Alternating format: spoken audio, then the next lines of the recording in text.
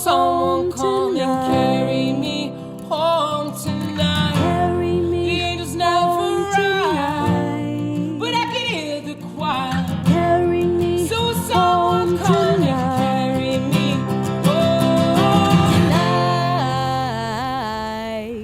This beautiful modern colonial home belonged to one of Hollywood's greatest icons. She was the star and producer of the sitcom I Love Lucy.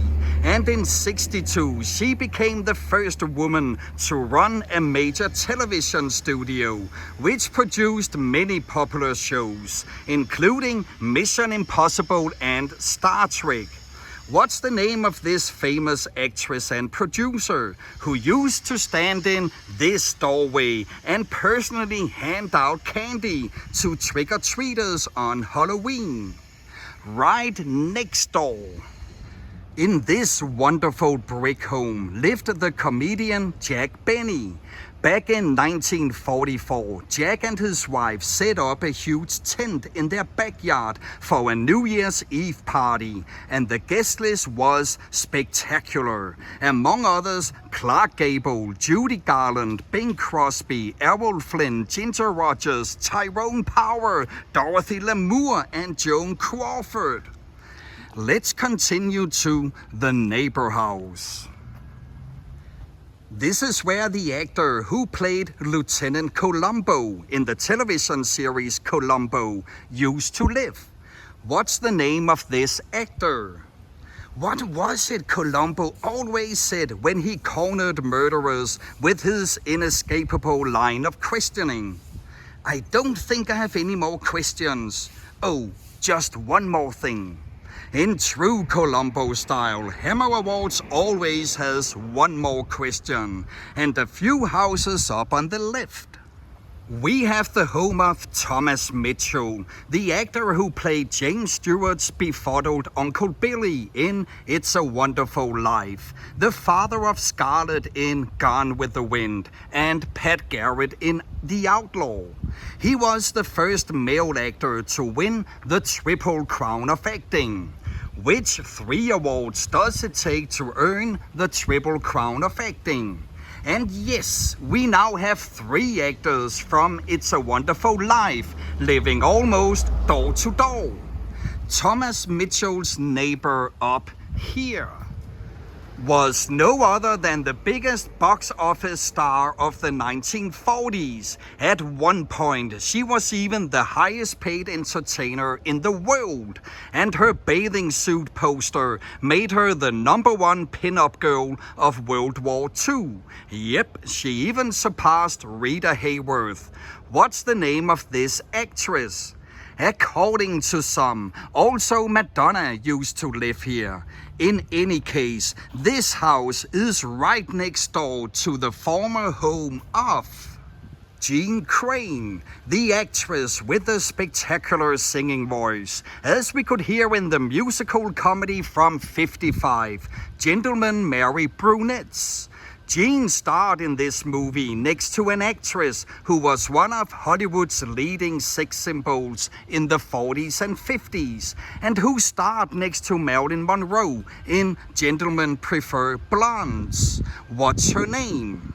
Right next door, we have the home of Rosemary Clooney, George Clooney's aunt, and we especially know her from the musical from '54, White Christmas, where she starred alongside which singer and actor behind the Christmas song White Christmas?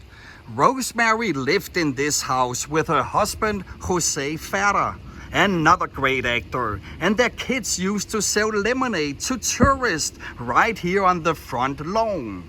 If we go a bit further back in time, this house also belonged to the legendary songwriter George Gershwin, the composer of the classics Rhapsody in Blue and Porgy and Bess. George lived here, right next door to his brother.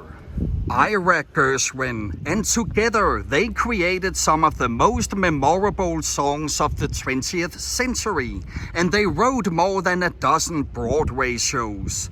Porgy and Bess was in '59 turned into a musical with two legends in the starring roles, Dorothy Dandridge as Bess, and which Lilies of the Field, They Call Me Mr. Tibbs actor could we see in the role of Porgy.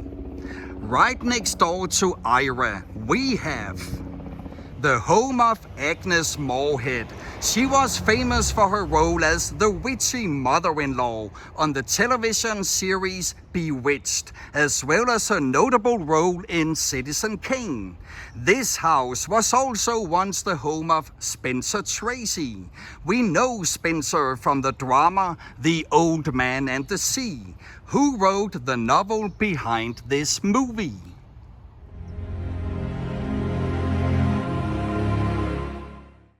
Spencer Tracy also starred in the horror film Dr. Jekyll and Mr. Hyde, who wrote the novella The Strange Case of Dr. Jekyll and Mr. Hyde. Let's move on to the neighbor house, which was the home of Polly Bergen. She had her own television show in the 50s. In the 80s, she co-starred in the epic television series The Winds of War and its sequel War and Remembrance. And she played Lynette's mother in Desperate Housewives. In '62, she also played Gregory Peck's wife in the thriller Cape Fear, which King Kong, the Postman Always Rings Twice actress, played Nick Nolte's wife in the remake of Cape Fear from '91. We have reached the end of this short 3-block stretch, so let's finish with the house across the street, which the multi-talented Eddie Cantor called home from the late 30s to 1950. Eddie wrote Warner Brothers' Merry Melodies cartoon theme. So until next time, that's all, folks.